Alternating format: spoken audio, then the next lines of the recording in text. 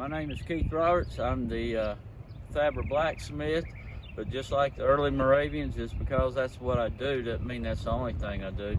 I have started flax, and flax was a plant that was traditionally grown here in the 1750s to make linen fiber. Flax is a cold weather plant. It prefers temperatures below 80. Frost does not affect it very much, even though a hard frost will kill it back, but a light frost doesn't bother it whatsoever. What we've done is grown in two different time periods. We started a couple rows in March the 10th and a couple in March 22nd. What we'll have by the middle of June, it will go to flower, and from flower we'll let some of the flowers go ahead and go to seed, so we'll have seed for next year. We'll pull the flax up by the roots, lay it on the ground, and let a process known as renning start, where it'll actually lay out in the dew and start breaking down the outer shell around the fiber, and then from that we'll dry it. This is actually the easy part. Then it's turned over to the ladies, and they will start spinning and weaving. My name is Kaitlin Dodd, and I'm a tour guide at Historic Bethabara Park. And I'm going to give you a little bit more information on the linen making process.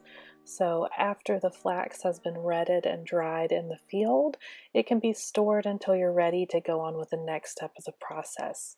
So the next step would be to break the flax. This is where the stalks of the plant are drawn through a wooden device that breaks them apart, separates the outer shell from the fibers that grow on the inside of the plant. Those are called line.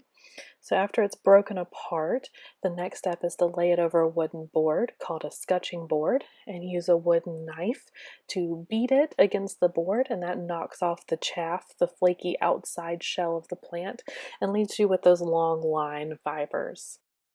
Your next step is going to be to heckle those fibers. Heckles are a series of spikes that are pretty sharp that stick up and comb out the fiber.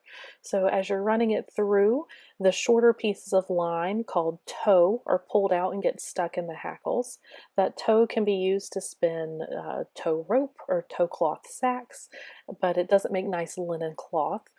But what you're left holding after you've pulled out all the tow are these very nice long pieces of line, and those are what you're going to spin down into linen thread. So the next step would be to spin that line into very nice thin thread on your spinning wheel. And after you've completed all your spinning for the year, you could take your thread to the weaver, and he could weave it into nice linen fabric for you.